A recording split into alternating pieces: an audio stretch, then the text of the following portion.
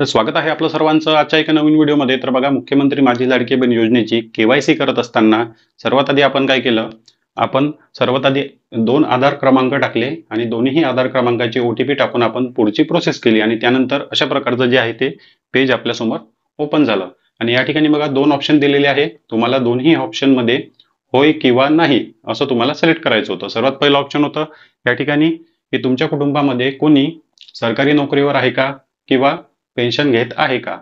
त्या ठिकाणी तुम्हाला जास्तीत जास्त बहिणींना जे आहे ते होय असं सिलेक्ट करायला पाहिजे होतं. आणि जे काही दुसरं ऑप्शन आहे, तुमच्या कुटुंबामध्ये कोणी एक विवाहित बहीण आणि एक अविवाहित बहीण लाभ घेत आहे का? त्या ठिकाणी सुद्धा होय सिलेक्ट करायला पाहिजे होतं. पण भरपूर बहिणींनी त्या ठिकाणी चुकी केलेली आहे. होयच्या ठिकाणी नाही आणि नाहीच्या ठिकाणी होय केलेला आहे. काही ठिकाणी दोन्ही बहिणींनी नाहीच केलेलं आहे आणि काही बहिणींनी या ठिकाणी नाही तर या ठिकाणी होय केलेला आहे, काही बहिणींनी या ठिकाणी होय तर या ठिकाणी नाही केलेला आहे. मग ही चुकी जे काही लाडक्या बहिणींची झालेली आहे, त्या लाडक्या बहिणी अशा प्रकारचा प्रश्न विचारत आहे की या चुकीमुळे आमचा अर्ज रद्द होऊ शकतो का? किंवा आमचे केवायसी रद्द होऊ शकते का? किंवा आमचे पैसे बंद होऊ शकते का? किंवा यामध्ये आपल्याला आता दुरुस्ती करता येणार का? तर बघा, या प्रश्नाचं उत्तर मी तुम्हाला या व्हिडिओमध्ये एकदम क्लिअर करून सांगणार आहे आणि तुमचे जे काही डाऊट आहे ते 100% या ठिकाणी क्लिअर होणार आहे. मग आता यावर दुरुस्ती करू शकतो का आपण? तर बघा, दुरुस्ती आपण या ठिकाणी किंवा एडिट या ठिकाणी आपण करू शकत नाही, दुरुस्ती करू शकत नाही. मग यामुळे आता अर्ज रद्द होईल का किंवा पैसे बंद होईल का? त्याचं सुद्धा उत्तर मी तुम्हाला लगेचच 2 मिनिटांमध्ये या ठिकाणी देत आहे. बघा, हे जे काही दोन्ही वाक्य या ठिकाणी दिलेले आहे, होय किंवा नाही, हे तुमच्या पडताळणीसाठी आहे. पडताळणीसाठी आहे म्हणजे तुमच्या कुटुंबामध्ये कोणी सरकारी नोकरीवर असेल किंवा एकापेक्षा जास्त अविवाहित बहिणींनी अर्ज भरला असेल त्यासाठी आहे. पण ऑलरेडी तुम्ही या पडताळणीमधून निघालेले आहे, ऑलरेडी तुमचा अर्ज या पडताळणीमधून पात्रच आहे. ही जर चूक तुमच्याकडून झाली असेल त्यासाठी खूप मोठा इश्यू नाही किंवा मोठा प्रॉब्लेम या ठिकाणी नाही. भरपूर लाडक्या बहिणीकडून ही चुकी झालेली आहे, लाखो लाडक्या बहिणींनी ही चुकी केलेली आहे. त्यामुळे सर्वच लाडक्या बहिणींचे अर्ज अपात्र किंवा रद्द करू शकत नाही आणि होणार सुद्धा नाही, कारण ही मिनिमल आणि छोटीशी अशी चुकी आहे. ही चुकी काही खूप तुम्ही मेजर केलेली आहे किंवा तुम्ही आधार क्रमांक दुसऱ्याचा दिला किंवा चुकीचा आधार क्रमांक दिला असं त्यामध्ये काहीच नाही. तुमच्या कुटुंबातील बघा, पतीचा किंवा वडिलाचा या ठिकाणी आधार क्रमांक मागितलेला आहे. तो कशासाठी मागितला? तर ही चौकशी करण्यासाठीच तो आधार क्रमांक मागितलेला आहे. समोर चालून बघा, तुमच्या कुटुंबामध्ये 4 व्हीलर 4 चाकी कार आहे का, नोकरीवर आहे का किंवा एकापेक्षा जास्त अर्ज भरलेले आहे का, हे कुठून माहीत होणार आहे? आता जे काही तुमच्या पतीचा किंवा वडिलांचा आधार क्रमांक आणि OTP मागितला आहे ना, त्यामधूनच ही सर्व चौकशी तुमची केली जाणार आहे.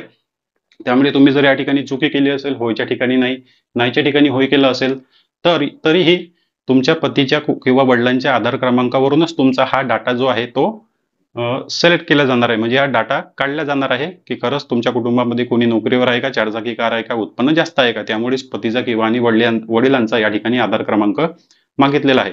आता त्यांनी जर विचार केला की या ठिकाणी यांनी चुकीचं सिलेक्ट केलं, त्यांनी जर पाहिलं, शासनाकडूनच्या अधिकाऱ्यांनी जर पाहिलं की या ठिकाणी या बहिणींनी चुकीचं ऑप्शन सिलेक्ट केलं, मग त्या ठिकाणी ते काय करणार? तर वडिलांच्या आधार क्रमांकावरून चेक करणार की खरंच हा व्यक्ती सरकारी नोकरीवर आहे का किंवा नाही. मग त्या ठिकाणी मिळणारच नाही, तुमचा डाटाच मिळणार नाही. ठिकाणी जरी तुम्ही चुकीचा टाकलं असेल, तुम्ही जरी त्या ठिकाणी ठीक आहे नाही केलं असेल, तरीही तुमच्या कुटुंबामध्ये जेव्हा कोणी नोकरीवर नाहीच आहे तर तुमचा डाटा त्या ठिकाणी मिळणारच नाही. मग ते पाहतील की बा नाही आहे, चुकीने सिलेक्ट झालं असेल तर तुमचा अर्ज पात्र.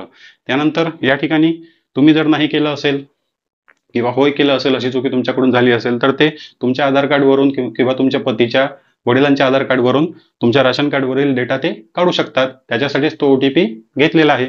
मग ते या ठिकाणी पाहतील की तुमच्या कुटुंबामध्ये किती महिला लाभ घेत आहे, त्यांना पूर्ण डाटा मिळणारच. मग या ठिकाणी छोटीशी चुकी झाली तर ते सोडून देणार किंवा चुकीने क्लिक झालेलं असणार. आणि हे जे काही दोन्ही चुकी आहे, होय सिलेक्ट केलं, नाही सिलेक्ट केलं, ही काही खूप मोठी मेजर चुकी नाही. ते शासनाला सुद्धा, सरकारी कर्मचाऱ्यांना सुद्धा या ठिकाणी माहित आहे की या चुका प्रत्येक अर्जामध्ये, वेगवेगळ्या योजना, वेगवेगळ्या अर्जामध्ये अशा प्रकारच्या चुका जे आहेत ते होत असतात. पुढे तुम्ही काळजी करू नका, या चुकीमुळे तुमचा अर्ज रद्द होणार नाही किंवा केवायसी सुद्धा रद्द होणार नाही. तुमचे केवायसी डन झालेले आहे आणि तुम्ही पात्रच आहेत. त्यामुळे तुम्हाला जून, जुलै, ऑगस्ट महिन्याचे पैसे मिळाले आहे आणि समोर सुद्धा तुम्हाला मिळत राहतील. तर बघा, हा जो काही टेक्निकल विषय होता, हा टेक्निकल विषय समजून घ्यायचा होता. एवढ्या काही लाखो बहिणीचे अर्ज शासन फक्त या 2 चुकीमुळे जे आहे ते रद्द करू शकत नाही आणि ह्या काही मोठ्या चुकी नाही. भरपूर योजनांमध्ये भरपूर ठिकाणी चुका होत असतात आणि त्या चुकांकडे दुर्लक्ष केलं जाते. बघा, हा टेक्निकल आणि महत्त्वाचा विषय होता. अशाच प्रकारचे टेक्निकल विषय मी जे आहे ते आपल्या व्हिडिओच्या मार्फत तुमच्याकडून दूर काढण्याचा प्रयत्न करत असतो. चॅनलवर नवीन असाल तर व्हिडिओला लाईक आणि चॅनलला सबस्क्राईब नक्की करा. भेटूया नेक्स्ट व्हिडिओमध्ये.